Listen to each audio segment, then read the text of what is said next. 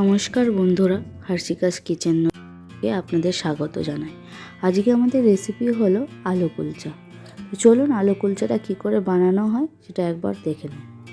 প্রথমে আমরা 1 কিলো ময়দার উপরে তার উপরে চিনি নুন দিয়ে একটু ভালো মতন মিশিয়ে নিতে হবে। এরপর একে একে দই, তার মধ্যে খাওয়ার সোডা দিয়ে কিছুক্ষণ রেখে দিতে হবে। তারপর ওর মধ্যে একটু রিফাইন্ড অয়েল দিয়ে ভালো মতন ময়াম দিতে হবে।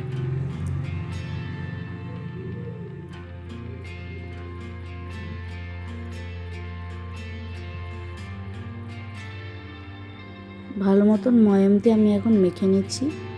এরপর মেখে এটাকে 10-15 মিনিটের জন্য রেস্টে রেখে দেবো।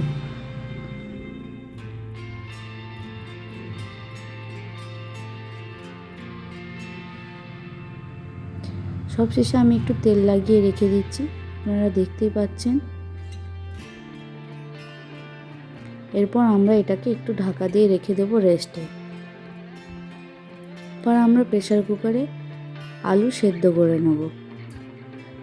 কেটে ধুয়ে রাখা আলু আমি প্রেসারে দিয়ে দিয়েছি। এরপর আমরা একে একে পেঁয়াজ কুচি, আদা কুচি, লঙ্কা কুচি, ধনেপাতা কুচি করে নিয়েছি।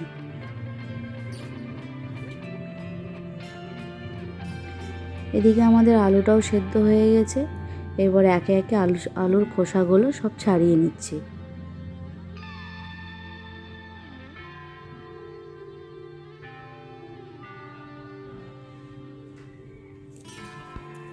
এরপর আমরা আলুটাকে ভালো মতন মেখে নিয়েছি।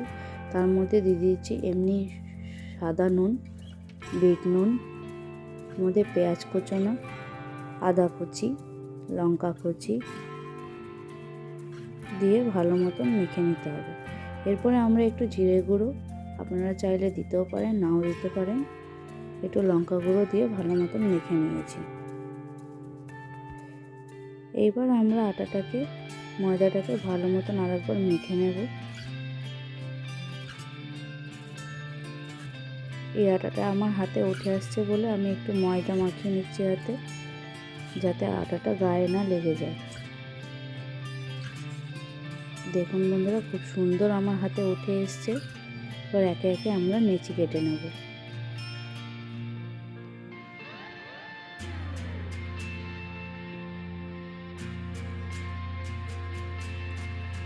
একে একে সব নিচিগুলো আমাদের কাটা হয়ে গেছে।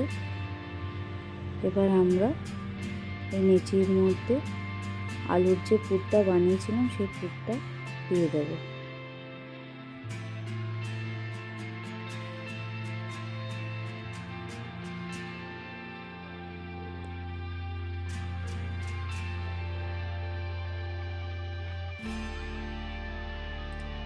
সে আলুর পুরটা দিয়ে ভালো মতন মুখটা আটকে দিতে হবে, যাতে বাইরে বার না হয়ে যায়।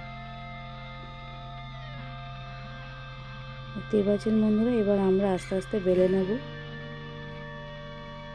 আপনারা যেমন খুশি শেপ দিতে পারেন। আমি এখানে একটু লম্বা শেপ দিয়েছি। এরপর এর মধ্যে ধনেপাতা আর কালো জিরে দিয়ে আর একবার বেলে নেব। আপনারা চাইলে কালো তিলও দিতে পারেন।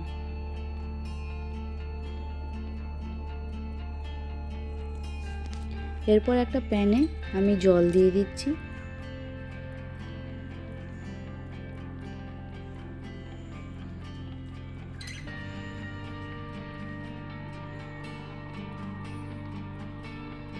জল দিয়ে দেওয়ার পর আমি আলু কুলচাটাও দিয়ে দিলাম।